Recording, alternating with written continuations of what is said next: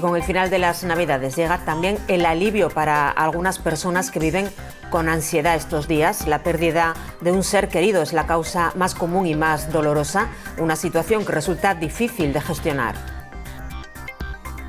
Estás deseando que pase, porque al final ves a la gente en familia disfrutando de los críos, sobre todo el Día de Reyes, y a ti te falta eso. Lo que he intentado hacer es estar un poco ajena a todo lo que es el movimiento de las Navidades, estar un poco en mi burbuja y no reparar mucho en ello.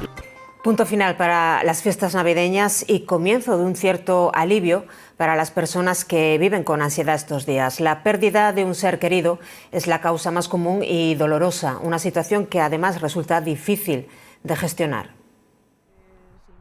Sandra perdió en 2022 a su bebé tras nacer antes de tiempo y es una de las personas que contaban los días para que las Navidades finalizaran, ya que además el periodo cada vez comienza antes. Claro, estás deseando que pase, porque al final ves a la gente en familia disfrutando de los críos, sobre todo el Día de Reyes, y a ti te falta eso. La Navidad pues la afrontas, por lo menos en mi caso, como un día más. Te apoyas en la familia y tal, pero no tienes mucho que celebrar. Son fechas complicadas para muchas personas que sienten nostalgia y en muchas casas duele el llamado síndrome de la silla vacía.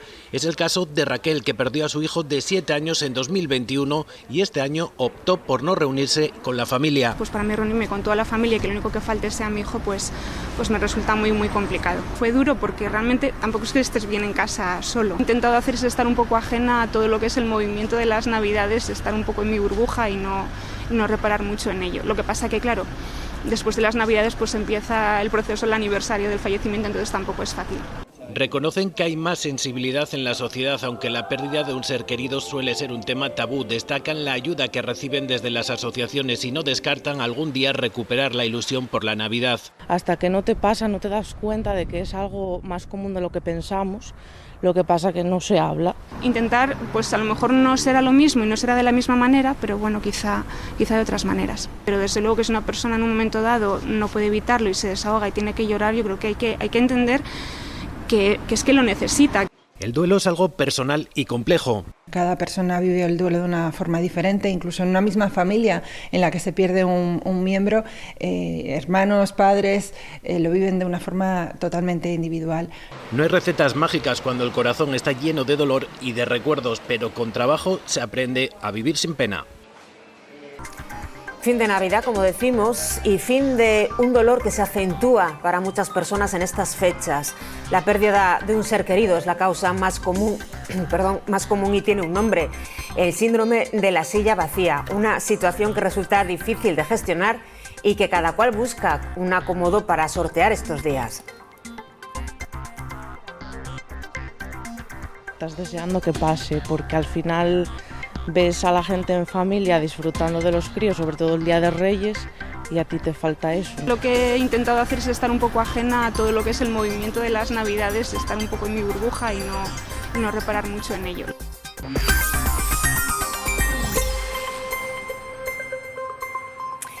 Llevamos hablando de la Navidad estos días, también hoy, con el cierre de muchas actividades, pero esta época del año, que siempre se relaciona con reuniones familiares y alegría, no siempre es así para algunas personas que la sufren con especial tristeza y con dolor. Por eso hoy hemos querido hablar con algunas de ellas cómo han llevado estos días, por ejemplo, tras la pérdida de un ser querido. Sandra perdió en 2022 a su bebé tras nacer antes de tiempo y es una de las personas que contaban los días para que las Navidades finalizaran, ya que además el periodo cada vez comienza antes. Claro, estás deseando que pase, porque al final ves a la gente en familia disfrutando de los críos, sobre todo el Día de Reyes, y a ti te falta eso. La Navidad pues la afrontas, por lo menos en mi caso, como un día más. Te apoyas en la familia y tal, pero no tienes mucho que celebrar. Son fechas complicadas para muchas personas que sienten nostalgia y en muchas casas duele el llamado síndrome de la silla vacía. Es el caso de Raquel, que perdió a su hijo de 7 años en 2021 y este año optó por no reunirse con la familia.